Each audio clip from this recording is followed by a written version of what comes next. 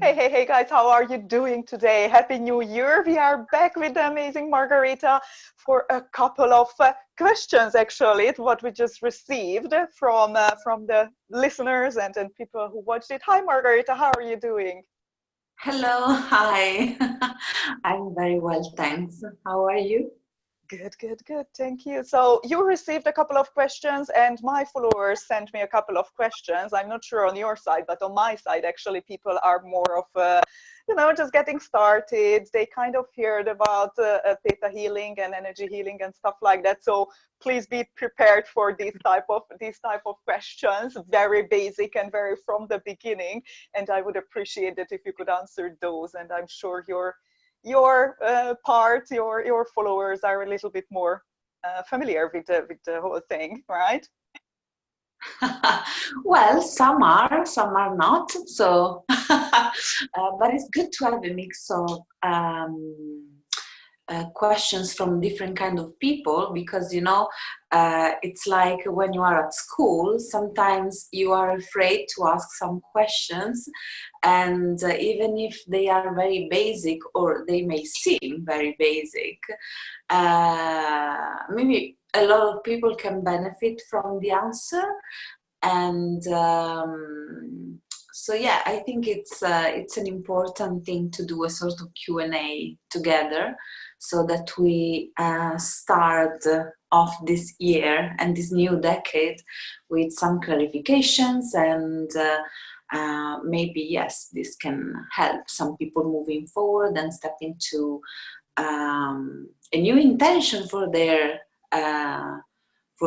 life in this new year. Yeah, good. I love that. I love that. And it's also full moons coming, right? So we have a couple of energies here going on. But crazy, isn't it? Again. I know. So let me start with the very basic one. And actually, this is something as well what I ask myself. Why is theta healing different, actually, from the other energy healing uh, practices or methods out there? Right. Okay, that's a very good question. Not that basic, really. Oh, Uh, okay. because there are, yes, a lot of different modalities and let's call them energy healing techniques. And I would like to say that I'm not an expert in all of them. So I only know kind of well about theta healing. So I will talk you through this technique. So it's definitely spiritual kind of healing technique. So maybe in the video that we did in December, the last video that we did, you could have appreciated that we use meditation to connect with the higher source of energy. And actually, people call this energy with different names. So you can call it universe, you can call it light, you can call it energy, you can call it God, you can call it creator. It depends on what your belief system is. And there is no right or wrong, it's just your way to move into it and connect to it. But as long as you believe that there is higher power, and that we are connected to that, or we can connect to that, it's all good. That's all you need to know. So that is the basic foundation for you to do theta healing. So if you don't believe in this, it will be very, very difficult for you to do this kind of work as a practitioner, of course, but also as a client. So theta healing, it's meditation based energy healing technique, and the meditation part of it is useful because we use the meditation to take the brain into a specific wavelength, and that's why this technique is called theta healing. So when we do this, the meditation takes the brain into the theta waves, which are very specific kind of brain waves, where your, let's say, rational logic brain is more relaxed. You can kind of switch it off for a little bit, even though you are completely aware and completely conscious, so you know absolutely what you're doing and what is happening to you, and you can even talk, and yeah, you can do everything. It's just that you're more relaxed and you're less distracted in a sort of way by your thoughts, by your limiting beliefs, and you're just flowing into this higher consciousness. And when you are in this state, you are actually connected to this energy of all there is, of the creation, of the universe. And when we are in this brainwave, when we are in this energy, we do the theta healing work, and we can access the subconscious mind as well. We can talk to it. We can use our brain powers coming from intuition and other senses, other psychic senses, to connect and to speak with the energy. So we are asking for something that we want, for example, when we do a manifestation. And we can also receive messages from the energy. And this is something that happens when we do channeling. So when you hear people talking about channeling, it means that they are basically receiving information from this energy, and they are talking that through. Sometimes it happens to me as well when we do these videos, or when I do sessions, or even when I do meditations, nights or events, or when I do classes. So sometimes it can get a bit funny, because people sometimes ask me, okay, can you repeat the last thing you said? And I'm like, ooh, I don't remember exactly the words that I said, because it was not like a script. It was just some information that was coming to me. So that is channeling. So it's lovely. very cool. It's very cool, because in this, with this technique, you're not just relying on the practitioner, if you are the client, to understand and access this information, but you can actually receive them yourself. So I think this is a very important difference, and it is maybe the most relevant element to be highlighted, for you to understand that this is a very empowering technique for the client, for every person who learns how to do it. And even if you are a client, so without the need of taking classes or do anything else, you will still be able to learn how to do it yourself. So with some practice, you will understand how to meditate into the theta state, how to receive information yourself. Of course, the practitioner or the teacher will guide you through the process, and is much more effective and efficient, because of course there is there are the skills, the knowledge, the practice, and the know-how of the practitioner and the teacher.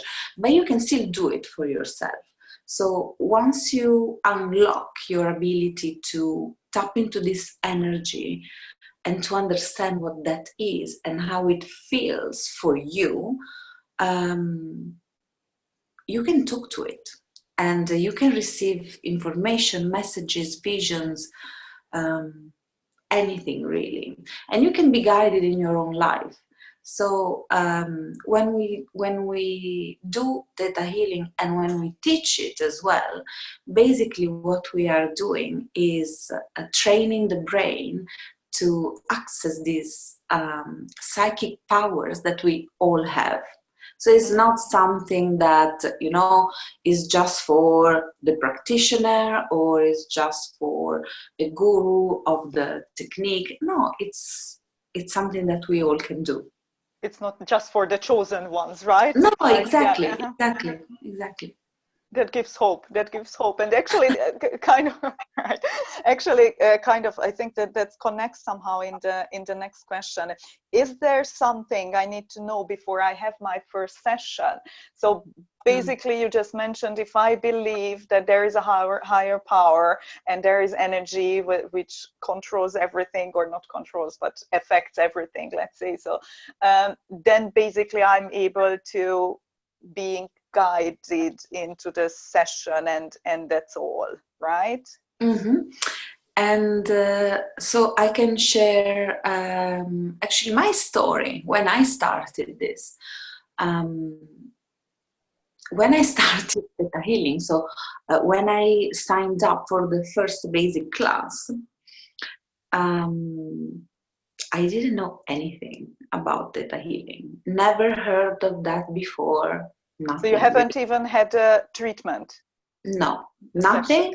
And no, nothing really. I didn't know what that was about at all. So the story is that by that time, I already knew that there were people in my life that were sort of messengers.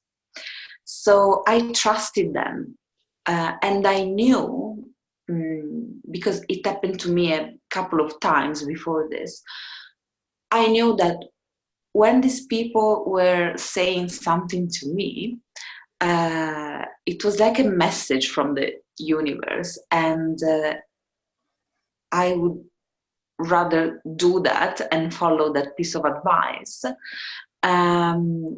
even though I didn't know what that was. So one of these people, thank you, by the way, one of these people, a woman, a very lovely lady, which I'm very grateful to, one day she just sent me a link. She said, "Oh, I think you should do this because you would love that." And I was like, "Okay, fine, cool. What is this link about?" And she said, "Oh, it's just some classes, and check them out, and yeah, I'm sure you will love it." I said, "Okay, if you say so." And I opened the link and I saw this basic Theta Healing class, and I said, "Okay, when is it going to be?" "Okay, in 2 months." "Okay, I'm just signing up." Done. Yeah. So hashtag being guided. Yeah, right. Yeah. Yeah. And that was one of the best things that really happened to me. So I'm very grateful for that. Very, very grateful for that. So yeah, you actually don't have to do anything apart from believing that there is something higher or bigger, and we are connected to this and guided by that. And I did believe in that. I didn't really know what that was. And when this journey started for me, then I was able to understand what we were talking about, and the reason why many things were actually happening to me. And yeah, I basically from that time I never stopped. So here I am. Hooked from day one. Yeah, I love that. I love that. Yeah, right. If something is working, then it's working, right? It's like then it doesn't matter what do we call that or how does that work. If it works, and works. Okay. Yeah. And also, I would like to add that as we mentioned before, yeah, there are many different things and techniques that you may want to experience, try, approach, and it's not one or the other. You can do all of them, really. And you actually, I would encourage everyone to try different things. I did that. And then you will know for yourself what the difference is between all of them, and you would actually understand what would be the best one for yourself, or what would be the one that you like the most, or the easiest one for you. So yeah, and you can do all of them at the same time. They are not in conflict with one another, you know. There are so many levels and aspects in our lives, in our energy fields, in our physical reality, in our bodies, in our spirituality, that we can do them all, really. So I really encourage you to try different things and see what works for you. Yeah.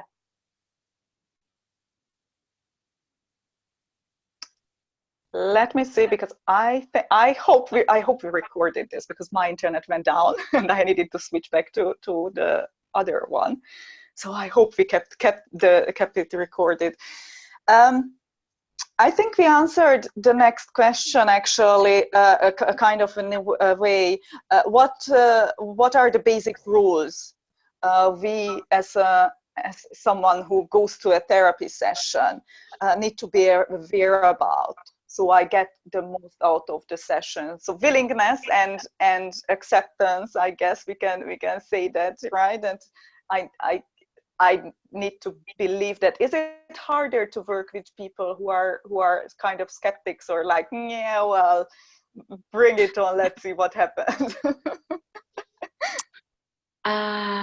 Okay, so that's an interesting one, because, as you know, I came from the same place, really. Yeah, right. Yes, exactly. So so it's very easy for me to connect with these skeptical people, because I was there before too. So I know what are the not the barriers, really, but the belief systems that you think are working in your world, in your reality, in your way of thinking. And sometimes I remember this was true for me at some point.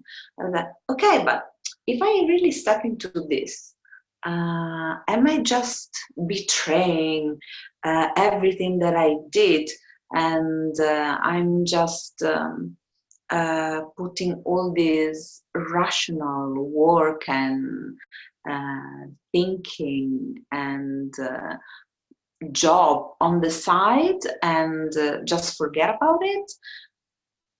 And no, the answer is no. You're not doing that. Everything you do in your life, every single experience, and everything that you learn, everything that you know, everything that happens to you is part of who you are now. So you can decide that you want to step in something new, into something different, that you want to make a change, a big one or a small one, it doesn't really matter. It's a change. But you don't have to leave behind all the other parts of yourself. They are within you, they are part of you, and we just integrate everything. Because we are actually one with all of these experiences. So there is no duality. Let's say, okay, if I choose the spiritual or, meditation, energy healing side of life or point of view, do I have to give up the scientific mind? No, that's actually not how it works. It's just an integration. And along the journey, you will learn how to best integrate all these aspects. And when you do that, it's actually an amazing and very exciting process, because you will see that sometimes science is actually backing up the energy healing work that we do. And sometimes the energy healing work is backing up science, because you understand the connection of everything. So you can understand, for example, that there are a lot of patterns that are really the same in the macrocosm, in the macro universe, and they are the same that you can find within a cell, or within a flower, or within another natural process or phenomena. So everything is really connected, and that's beautiful. That's beautiful. And go on.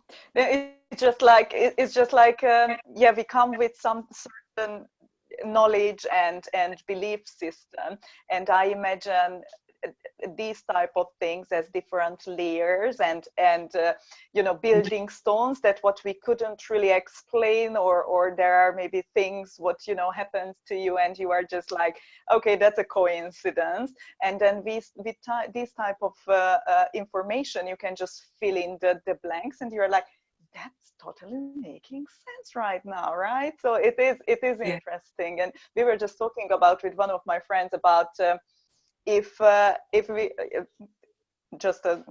we think about that we can change our future, or we don't even have time as it is, and then we can change our future, then we can change our past as well, and then we are actually, so the concept itself, it's mind-boggling. And what you mentioned as well, that I think we are ready when we are ready, and maybe we are just ready for a little bit, right? So when you are there on your first session, and you think it's like, ooh, this is a little bit too much, and you have this chatter in your mind that, oh, okay, yeah, you know, bring it on, let's see what's happening. Then you just need to understand the next little step, right? And the next little magic, or the next little miracle. And that's enough. You don't need to get the whole concept around your mind right now, and you don't need to understand everything. You just need to enjoy, right? Yes, and that is actually a very important piece, which is very well connected to the importance of letting go of control. So let go of control, let go of the need or the belief that you need to know everything before doing anything, before taking any decision or taking any step forward in your life, because that is actually an illusion. You will never be in the place where you have all the knowledge and information that you would possibly need in that moment for you to make the perfect decision. So just forget about that. And what this thing is actually teaching you is you don't need to know anything or everything that you can possibly know in that moment. You just need to have a few information, the one that are available to you, and the one that the universe is actually delivering to you in many, many different ways. So it's good for you to get them. It's good for you to be open to receive them. So if you don't know, or if you don't think you are that much open to receive all of them, you can work on your belief system. But the universe will always give you what you need, to understand what is the best thing for you to do in that moment. And you just have to trust. Sometimes you would think, or you would find that from a rational point of view, it doesn't really make sense. It doesn't really resonate with the thinking process you are used to. And that is okay. That is really okay, because it's just a challenge that the universe is giving to you to, as a sort of checkpoint for you to see where you really are, and for you to understand and decide what you want to do. Do you want to stay in the same process? Do you want to do something different? Do you want to experience new things? And there is no right or wrong answer, because every answer and every decision that you make, that you take, is actually good. It's the best one for you if you are really aware of the decision that you're making in that moment. And it's like sliding doors, you know. Every decision that you make, every minute, every second, every day in your life leads you to a different path, a different journey. And there is no right or wrong. Maybe there can be an easier way, a more difficult way, a more joyful way, or, you know, different attributes and different experiences you will go through according to different paths.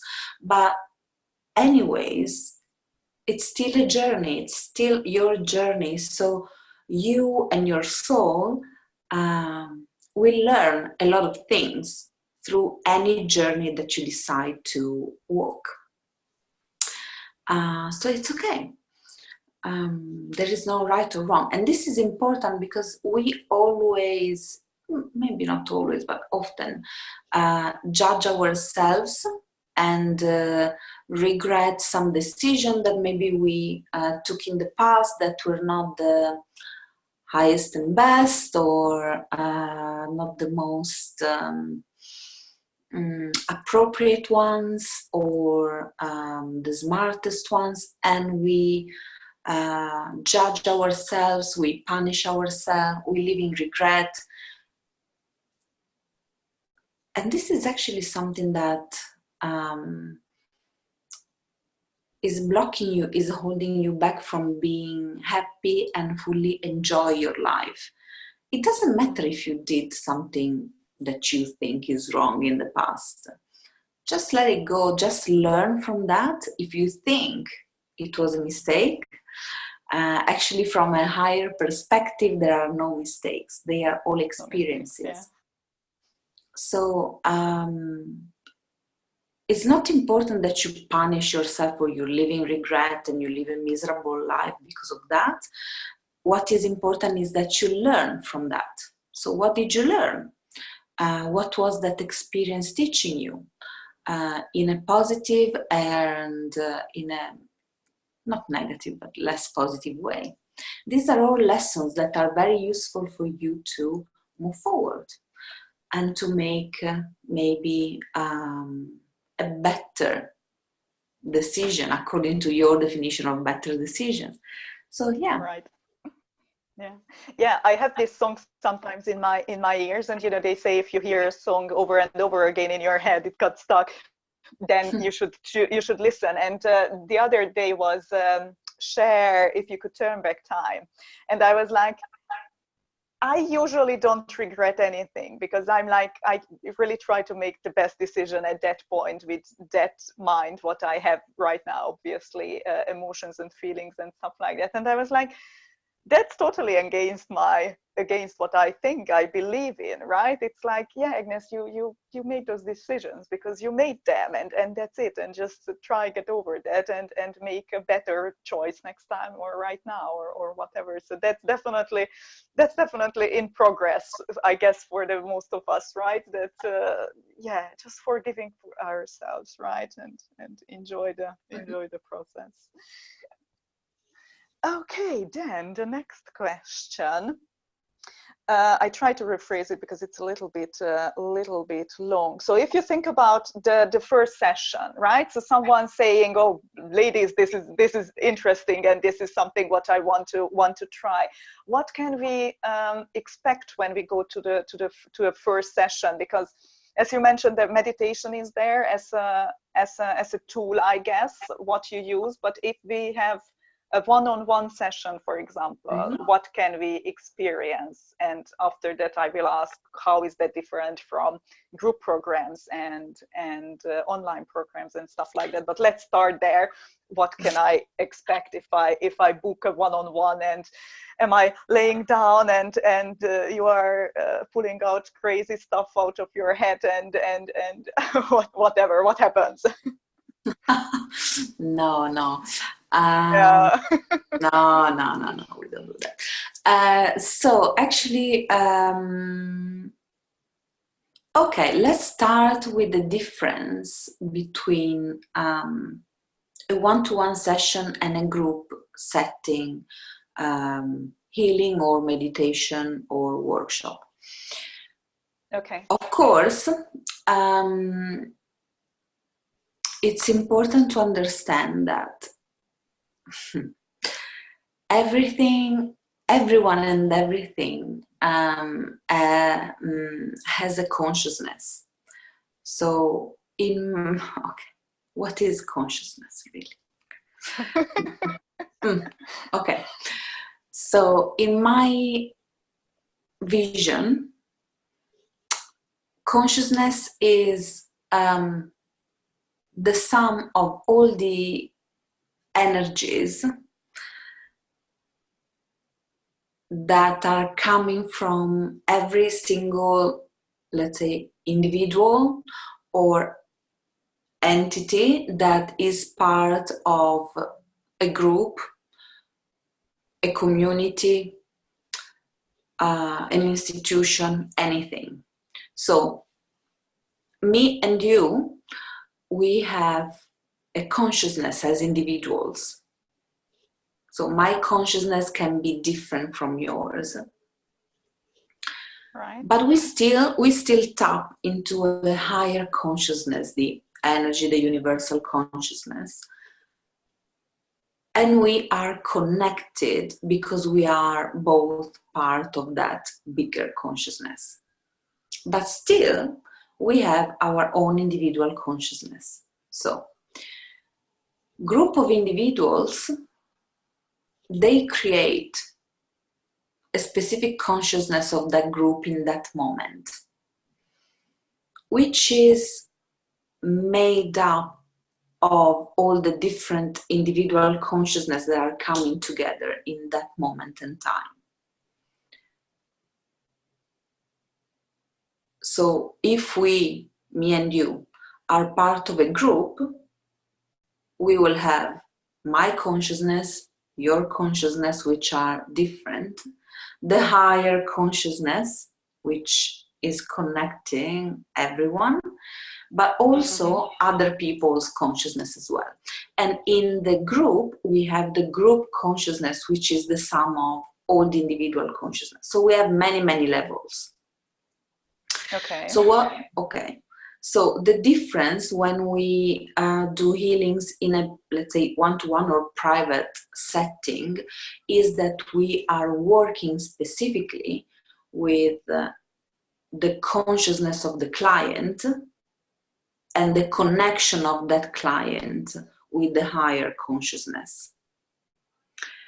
When we work in group settings, we are working with the connection of all the people and the group consciousness to the higher consciousness.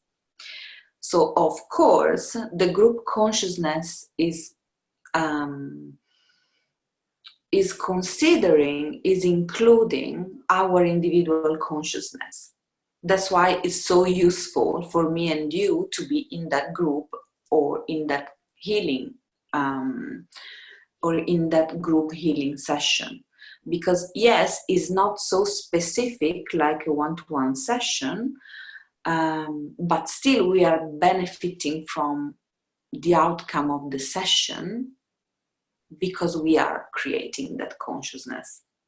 So all the healings that I do or somebody else does on a group level, they can benefit all the people that are part of the group, but the level is different because it's not super specific and only about your consciousness. So you can still benefit from that, but it's not so deep and specific just about you. So group healings are very, very important because you can heal many beliefs that are part of the group consciousness in, let's say, a couple of hours or something like that. But if you want to do a specific and deeper work on an individual about that belief or topic, you need to do a private session. Because in the group setting, you don't have the time or the possibility all the time to be very, very specific with everyone. So, right. So the importance of doing one-to-one session is actually for you as a client to understand, to have a deeper and deeper understanding of what is causing that belief system to you, and to fix it, to remove it, to change it, to transform it on your individual level, which of course is complex, because at an individual level we have many, many levels. So we are not able to do it at the group level. On a group, in a group setting, we do let's say the first step. So the first step is for the group to make a series of beliefs or programs come up to the surface, so we can be aware of that, we can start working on them, and every person is benefiting from it, because basically what happens is that their energy field and their brain are starting working and processing what we are talking about, but it doesn't we are go pulling the layers. Exactly. So it's like a sort of first kind of layers, which is amazing, because of course that's the starting point. But if you really want to go deeper and deeper and understand what the bottom belief is, when it was created, why was it so important for you, how was it serving you, and what it was teaching you, then we have to do a one-to-one session. Yeah.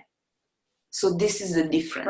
Right. So in the one-to-one session, it's hard to say what to expect, because at least this is how I do it. I never have an agenda. So the agenda is given by the client. So the client comes to me, and oftentimes they have a sort of topic. So they say, oh, you know, this happened to me. I really don't understand what was going on. Or I feel this way today, or I have experienced this kind of, I don't know, experiences, episodes, feelings. It can be anything, or it can be a sort of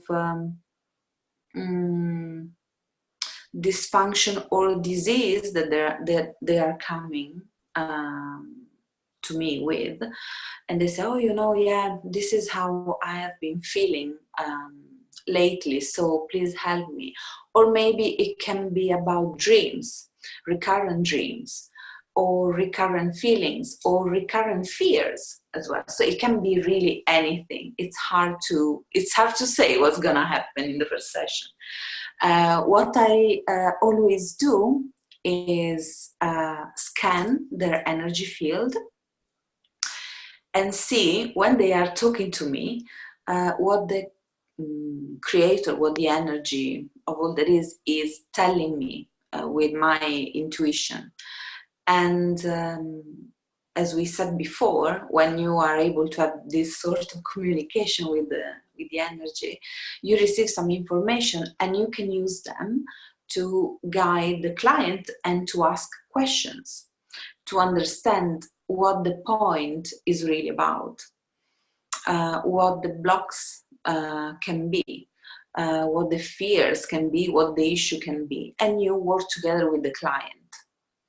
Because sometimes, and this is actually very important, because sometimes your client is not willing to go to that point, and you have to respect that. Sometimes you can push it a little bit, because in many cases, I received the messages saying, no, he or she has to stay there, because their brain is just trying to avoid that. And of course, it makes sense for many, many reasons. But no, that's the point. I mean, that if you don't heal that, there is no point in having this session. So just stay there. And you can go in different ways. You don't have to address specific topics if the client doesn't want to. But through your intuition, you will be guided to understand what the bottom belief of that situation is. And there is always, let's say often, but always, a gap, a difference between the topic that your client is coming to you with and the bottom belief. So the topic really is never the true issue. So you have to go deeper and deeper and deeper and understand what the bottom belief is. And it's like a house of cards. When you find that bottom belief, you just remove it and everything else is falling. So you don't have to go through every single detail, every single experience, every little thing. You just go, because you are guided to do that. You just go to the bottom belief, which has very often nothing to do with the topic. Work on that, remove it, and everything's gonna be fine. It could be that there are... No, I just wanted to say this. It could be that there are sometimes more complex situations where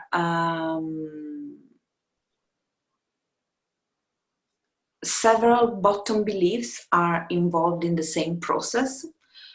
So it means that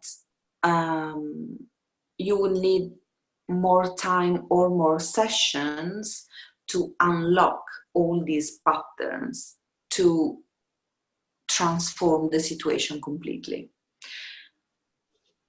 It can require different sessions. It can just be a matter of time.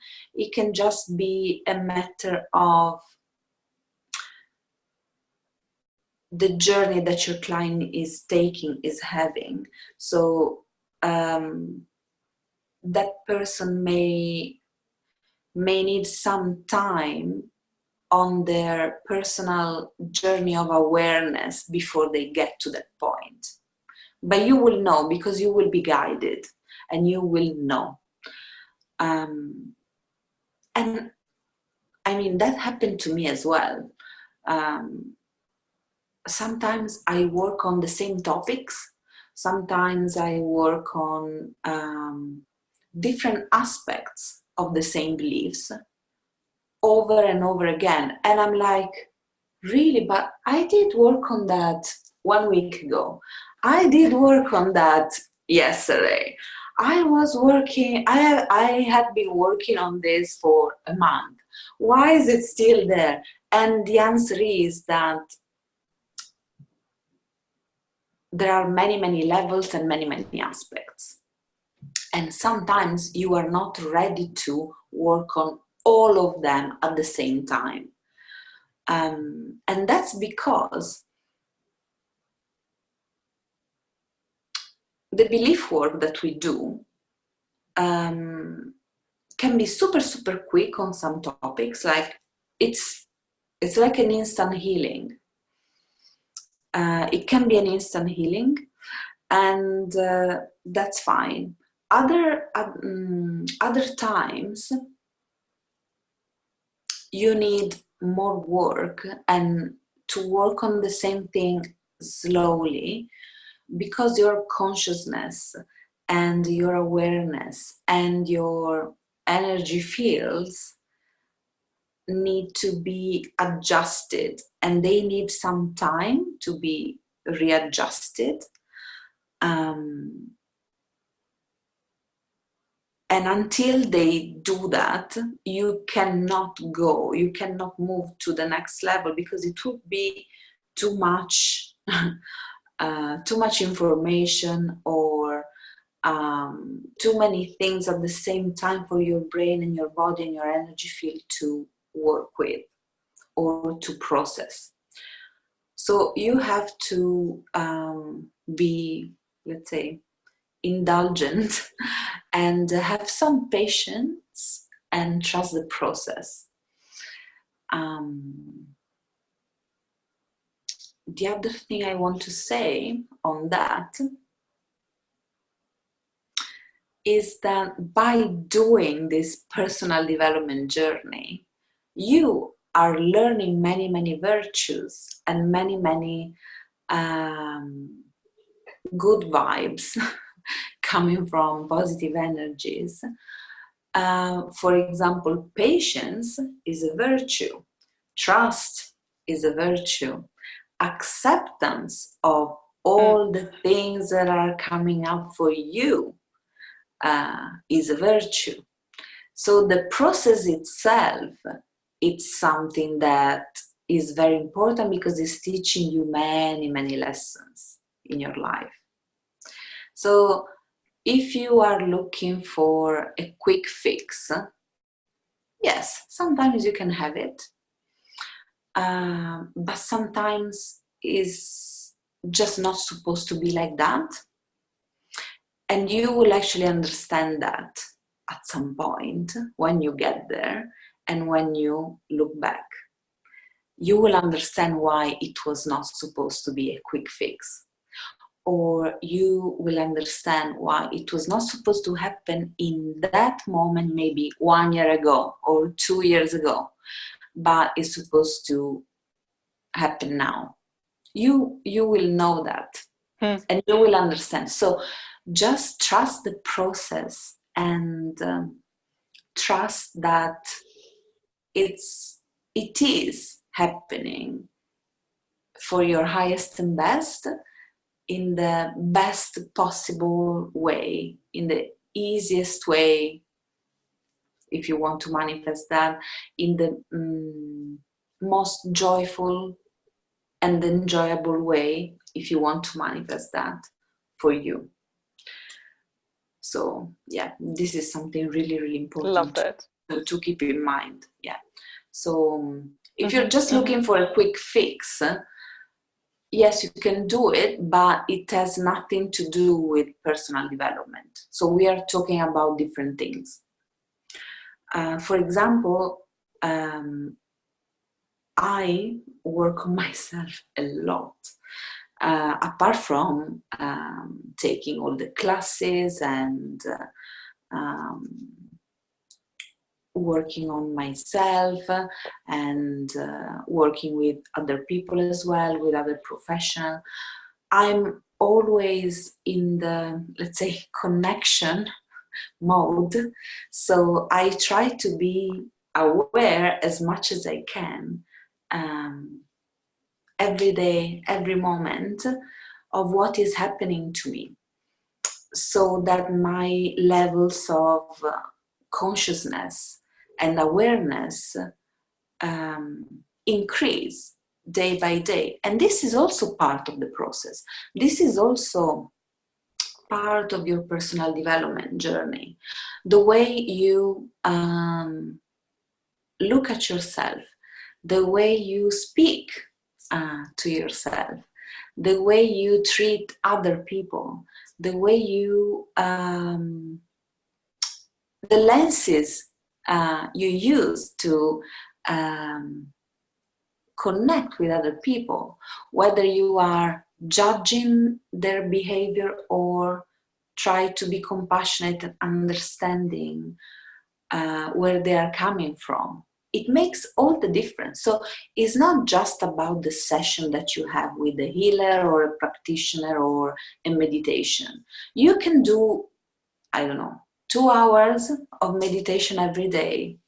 So you say, oh yeah, I'm very good at this kind of practices because I do yoga, I do meditation, I do this, this and that every day. That is great. But when you don't do it in your, let's say, in the rest of the time, when you are not doing that, how are you behaving? How are you reacting to things, circumstances, events, accidents, people? How are you reacting to that? Because yeah, you can be very good at doing meditation and yoga and all these kind of practices, and you can do them all together. But if you're still living your life out of fear, or if you're still living your life out of judgment, or out of self-punishment, or the lack of self-love, or you still feel that your vibes are kind of low, you're not really benefiting from the practices that you're doing. So maybe there is something you want to have a look at that is blocking you to integrate them in your daily life, because that is actually where we are moving forward in our personal development. It's not in the hour of the session or in the hour of meditation or in the hour of yoga. It's in the rest of our lives that we are, let's say, challenging ourselves and see if we have made any changes and if we are really moving forward with that. So yeah, this is the reality check. I loved it. Yeah. I loved it. I loved it. Yeah, I think we kind of answered this question, how often can we have a session? So, because I know, for example, by Akashic record readings, I had a client and she said for a couple of weeks, they don't even recommend doing another session. How is that something what you guys have some kind of, don't do it too often, or is it, how does that? I'm laughing because no, there is no rule. And I guess I could give you an answer from a client perspective and a practitioner or teacher perspective. So what I do, I work on myself every day. So I mean, there is no limit in my vision, but it's something different because I do that as a job as well. So maybe it's okay for me to do so much work on myself all the time. For my clients, I would say at least, no, not at least, but on average, good results and I will tell you what I mean by good results. Good results, depending on the topic that you are coming to me with, can be achieved if you do, let's say, one session every week or every 10 days maximum.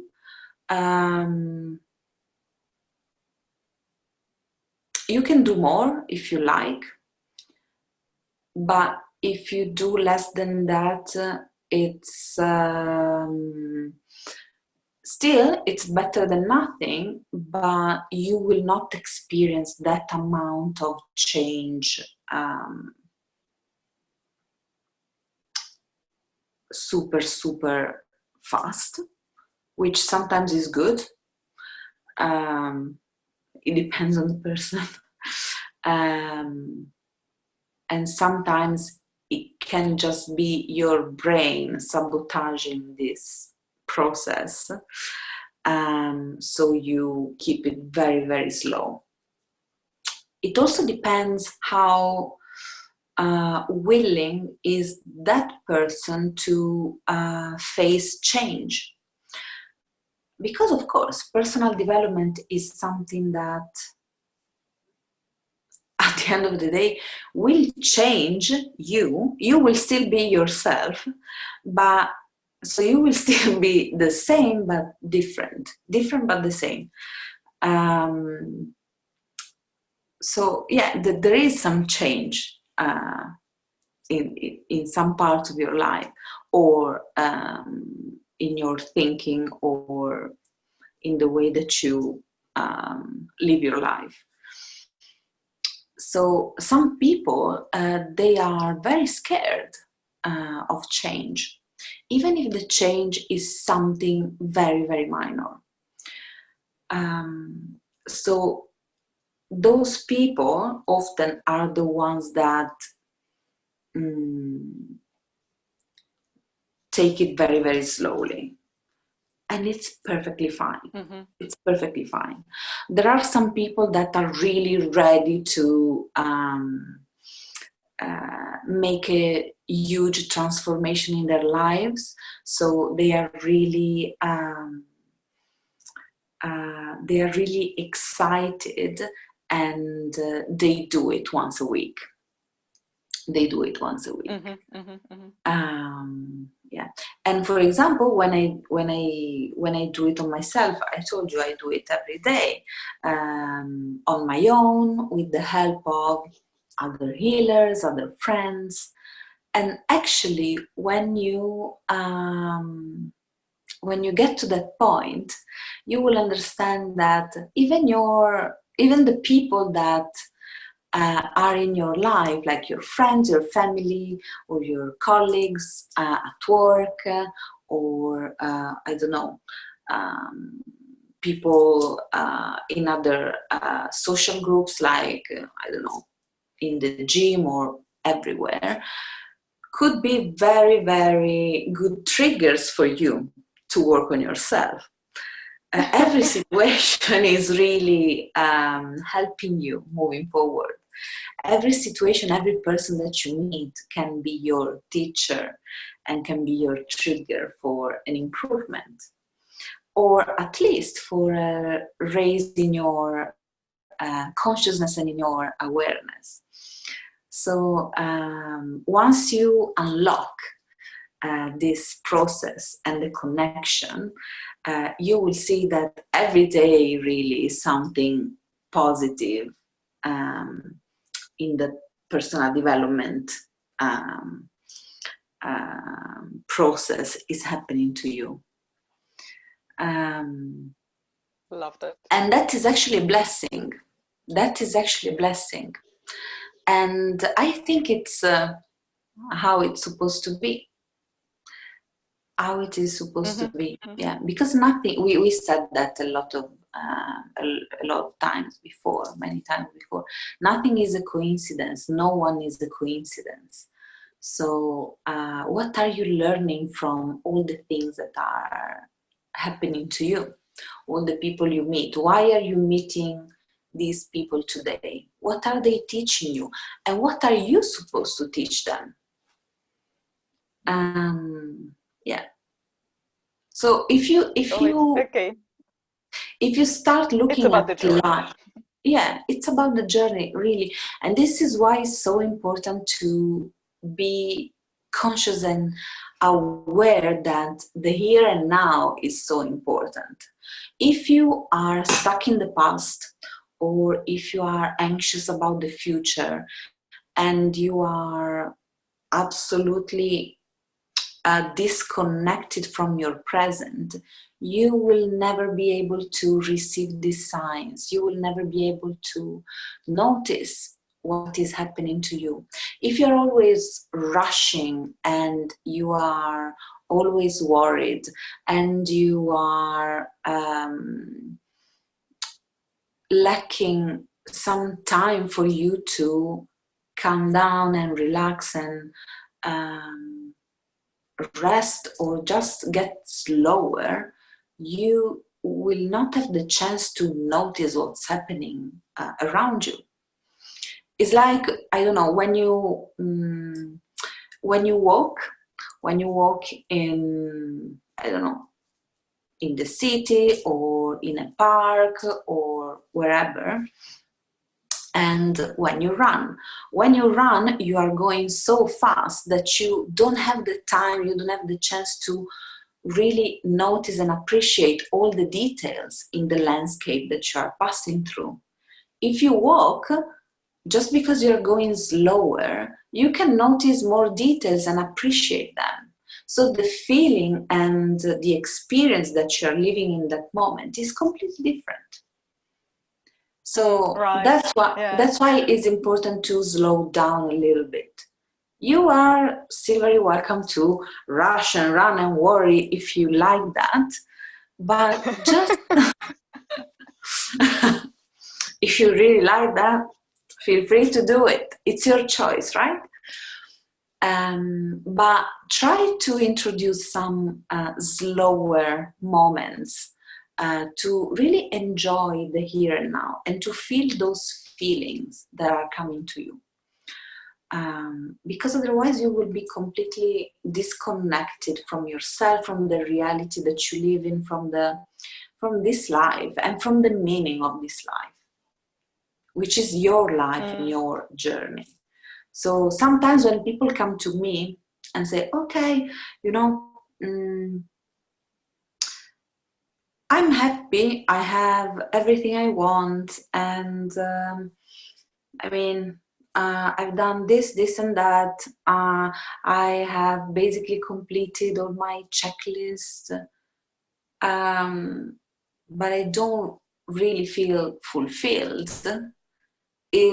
Most of the times it's because of that. They spend their lives and their days just rushing and passing from one task to the other without the pleasure of enjoying that moment. Because they think, and maybe of course this is part of the belief setting, that if you slow down, if you rest for a while, you're wasting time. But actually the opposite is true. You are wasting your life if you're just running and rushing and you don't appreciate and you don't live what you have now. And the other thing that is important to be said is that the importance of the here and now is not because it's the only time, is the only moment we really have, and you have to exploit it and blah blah. It's not that. It's not about that. It's because in the here and now, you are deciding what you are creating for the future. So if you are not living the here and now in a conscious way, it means that your future is being created by an autopilot that doesn't know consciously what is going to create. So you're not really the leader of your own life. You're not the conscious creator of your own life. And that's why you feel you have no balance, you are not grounded, you are not stable, and you try to look and search for stability or happiness or love or whatever in things that are outside of you.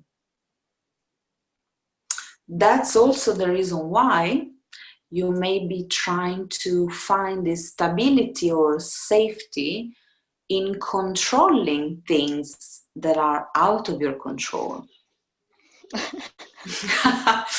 Guilty. Does it sound familiar? Guilty as charged. Yeah. No.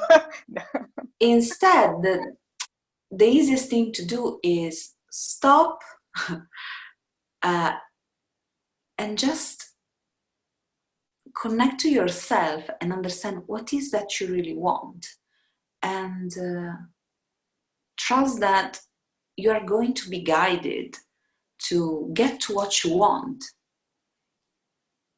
if that's the program that you are giving to your conscious brain. And just trust the process, trust the universe. So trust, of course, it's a virtue that is completely opposite to the need of being in control, which comes from a place of fear. So if you trust, you don't need to control anything.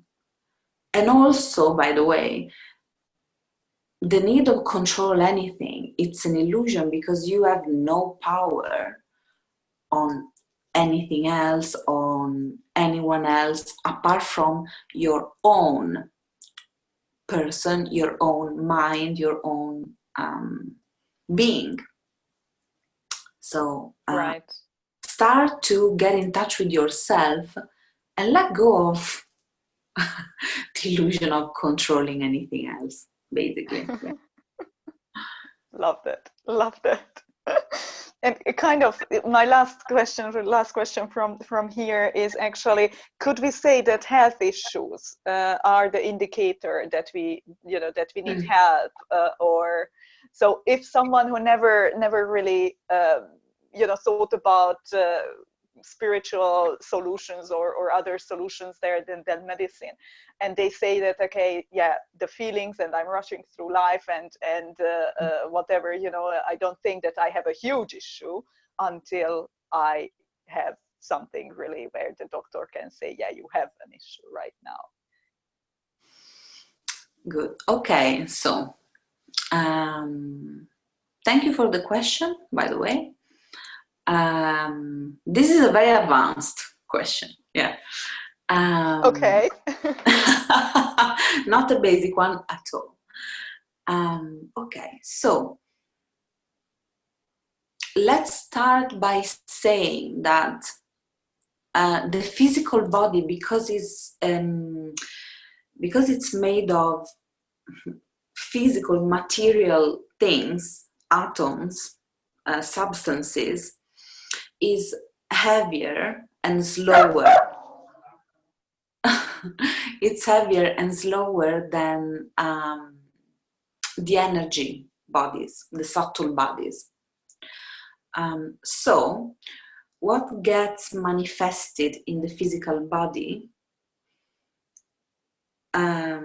it's already present in the subtle energetic bodies, emotional, energetic, and many different kind of energetical bodies, let's say. The thing is, we now are used to only look at the physical body to understand if we are good or not, health-wise. Because the physical body is the only thing we can see with these two eyes. So we are used to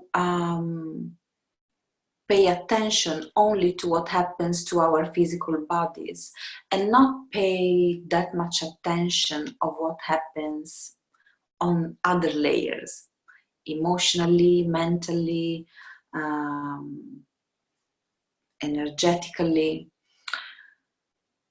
And this is what we do instead with energy healing. we try to understand, we look at what is happening in those other layers, and how diseases, disorders, imbalances are created in those energetic bodies before they affect the physical body. Or if something is already present in the physical body, we can go back and try to understand what was happening in the emotional, mental, energetic body in the beginning, in the first place. And we can work on that.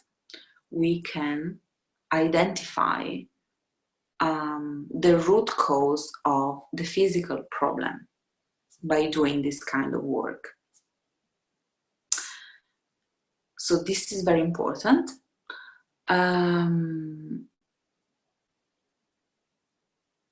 So another thing that I would like to say is that, and it's linking to the consciousness that we were talking about before.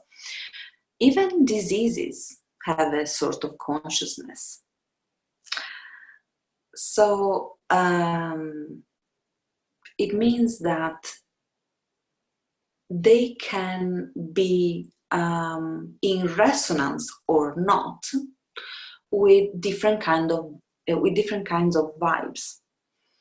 And for example, we know that, and this is a, let's say, very simplistic explanation of this, but for example, the main vibration of a disease like cancer, we know that is connected to unresolved anger.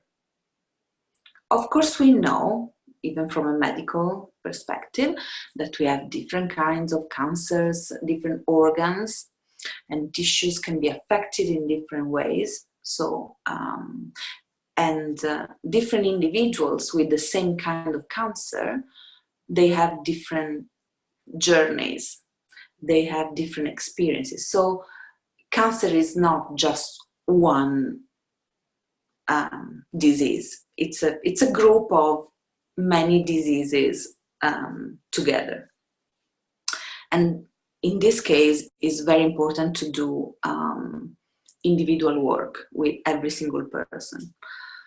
But generally speaking, the main energy that is at the basis of that is anger, unresolved anger. So yes, from an energy healing perspective, if you work on that, you may be able to help that person with that disease. Don't forget that everybody has their own journey in this life. The reason why different diseases can be manifested by different individuals are based on different motivations. There are some examples of people that can manifest a disease in the physical body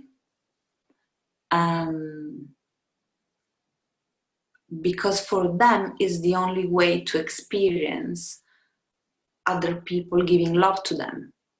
So when you work with these people, sometimes you will find that, from an energy healing perspective, you could be able to help them removing the disease or removing the cause of the disease or the trauma or whatever that is for that person.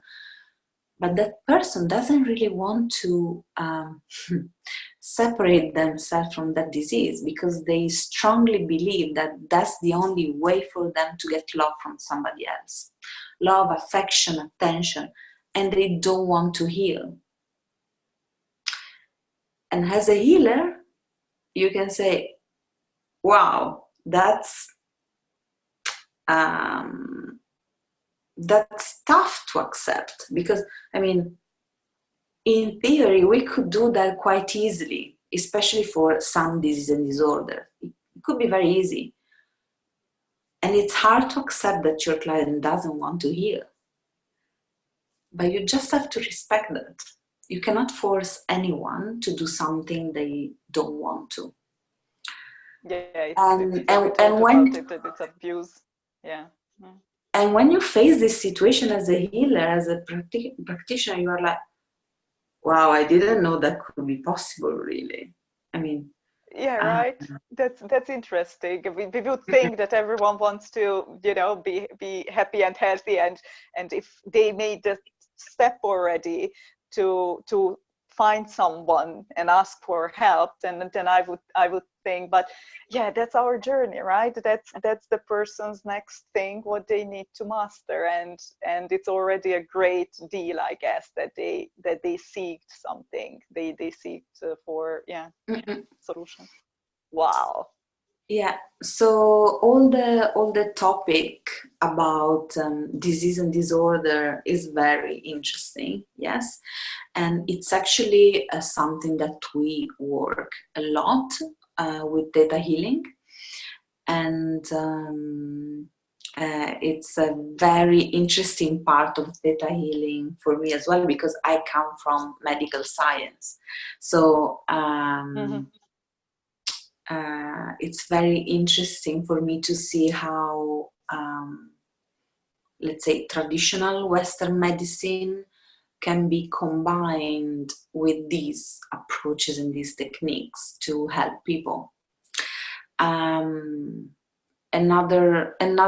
thing that, let's say, goes even farther than that in the personal development journey is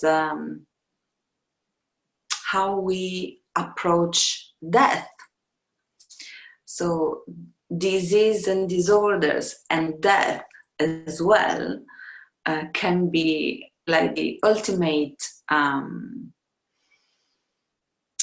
experience, like the ultimate paragraph of our personal development journey in this life, in this reality. This was very, very true for me when I was working with my mother, when I was, let's say, preparing her first and then assisting her while she was dying. And there are so many tools and so many things and so many aspects of life and death and spirituality and many other things that you get in touch with by doing this work that are really amazing, and they can change your vision of what death really is and what life really is. And that is beautiful. So I don't know how to describe now this in 2 minutes. But for example, I was able to receive some visions when my mother was about to die, like a couple of weeks before that. And I really, that was the time when I realized she was going to die. I didn't really know before that. And I was like, wow, so this is gonna happen now. And that was very helpful for me. First of all, because I had the chance to prepare myself in a very conscious, aware, and calm and peaceful way, knowing that that was just an illusion. Yes, you don't have the person physically close to you or talking to you anymore, but it doesn't matter, because you can learn how to communicate with that person on an energetical and emotional and different level, even before that person dies. So you can actually establish that connection before, and you can see, you can live all these steps before, during, and after that person dies, which is incredible. It does doesn't help mean with the grieving process. Yeah. Yeah, it does. So that will be afterwards. But even before and during that moment, it's really impressive and very, very powerful, and it's amazing. I mean, I still believe that good things in life are something else, of course. Yes, I do. But for me, that was an intense, profound, but amazing and blissful experience at the same time. And I was so happy and grateful that at that moment I had these tools, because otherwise, I'm sure it would have been a completely different experience. So, for example, before she died, I received the vision of the spiritual journey that she would have done while she was dying at the right time. So at that time, when I received the vision, I didn't know when this was going to happen. I didn't know the day, but I knew it was very close. And I had this vision, and I was telling my mother about this vision, which was beautiful. And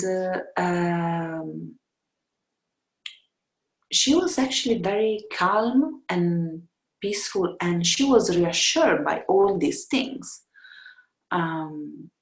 because it also changed her perspective about death and the process that she was going through.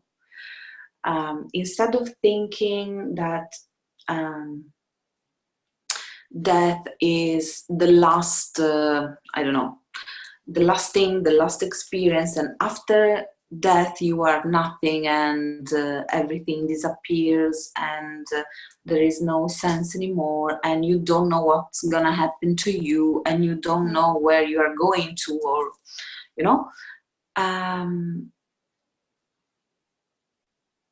you can experience actually your brain giving you all this information and showing you what's gonna happen. Not all the single details, but it's just a sense of knowing that something else that is actually beautiful is coming out for you. So all the fears of death, of dying, of pain, they are just an illusion. They are part of the collective consciousness, or the old belief systems that we, or most of us, carry from our ancestors or our cultures or our society, our traditions, our religions, whatever. But it's not the spiritual ultimate truth.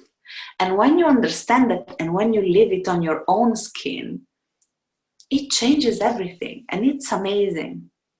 And of course, it doesn't mean that you will not miss that person, like the physical person. Yes, you do. And it's okay, it's normal, because still, our physical body and the DNA, the physical part of the DNA is missing some physical connection. So it is actually a loss that you are experiencing. this is actually the same process that we can experience when we break up with someone in relationships. It's the same process. So that's why for some people it's so hard to break up with their boyfriends or girlfriends, because the body, the physical body, is actually terrified by this separation. And it's the same process that happens when somebody dies physically. But that's just the physical layer of it. It's not the full picture. So yeah, these are other. This is just another topic, another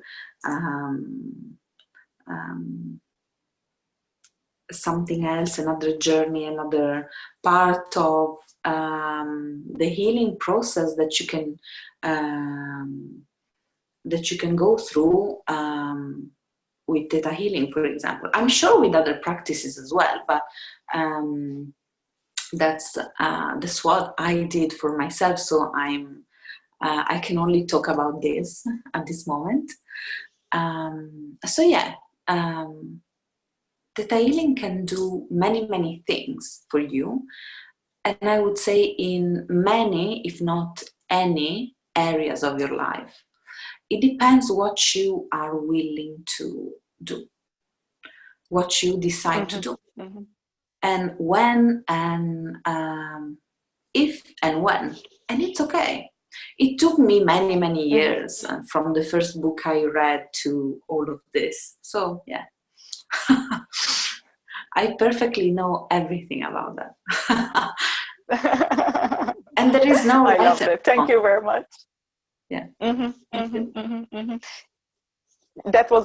These were the questions from my end. So thank you very much. I really appreciate that you answered those. And these are fascinating topics. And again, we could talk about this. I guess from each question came up something, right? Where we could talk about it for ages. So I'm definitely, guys, if you have something what you want to, that we elaborate about, then please feel free to comment and let us know. But I know that you had at least one question from your audience as well.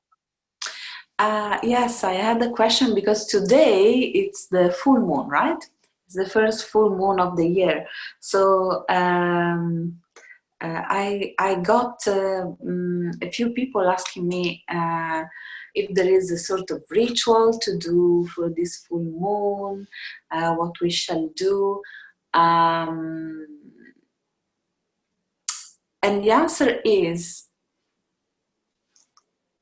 usually we say that the full moon is a very good time for manifesting your desire, what you want.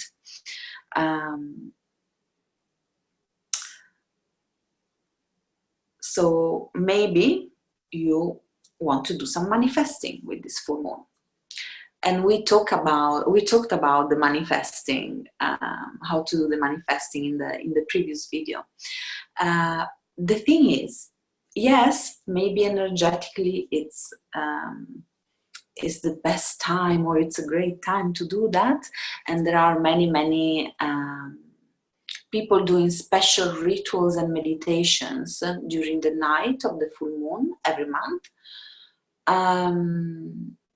And it's definitely true that every full moon brings up some different energies, and we can all experience them. I mean, yeah, we all do. However, don't be limited by that. Because if you believe that you can only manifest in the full moon, or you can only do that in full moon, or you can only achieve that or start something in that specific moment, it's just a limitation of your potential. You are actually always connected to the energy of all that is, to the energy of the creation. So you are always the creator of your life. So it doesn't really matter if you do your manifesting in the full moon or not. What is important is the intention that you do the manifesting with. What are the vibes, what are the energies that you are using in that manifesting process? And that's all you need to know. And yes, if you want to do a special meditation for the full moon, that's great. They are amazing. You can find many meditation for the full moon on the internet, on social media, on YouTube, everywhere. It's just something different from maybe what you do in the other days of the month. So yeah, feel free to do that. It's amazing. But don't believe that if you don't manifest in the full moon, you have to wait for the next month or the next whatever, or the next year, or the next, decade, because that's not the truth. Right. I love that. I love that. Yeah, we tend to, put everything into boxes and then, oh yeah, full moon. Okay, this is now what I need to do. But actually we need to open those boxes, right, and need to see what feels right and what doesn't. And sometimes even I think we talked about it, sometimes even certain rituals and habits which are supposed to be good for us become, it's like, okay, it doesn't feel good right now, so let's choose something else, or let's see if we stop a little bit what happens. But yeah, so don't do it just because you think you have to, or something along those lines, right? Exactly. Also because that will be you controlling the manifesting process rather than trusting the universe to bring that to you any moment, anytime. Yeah. Right. Thank you very much for sharing that. Is there anything else you would like to share today? Not that comes to my mind yet. Do you have any other questions? I have 10 other sides of questions. So yeah, let's do this once a month. Once a month or something, and then we can answer those questions what pop up, because it's a fascinating topic. And when I first heard and started to talk about this with people, I was so mind blown that this is really the magic. This is really, it could be the answer for most of our issues, let's say so, right? Maybe it is. Yeah. Okay. maybe.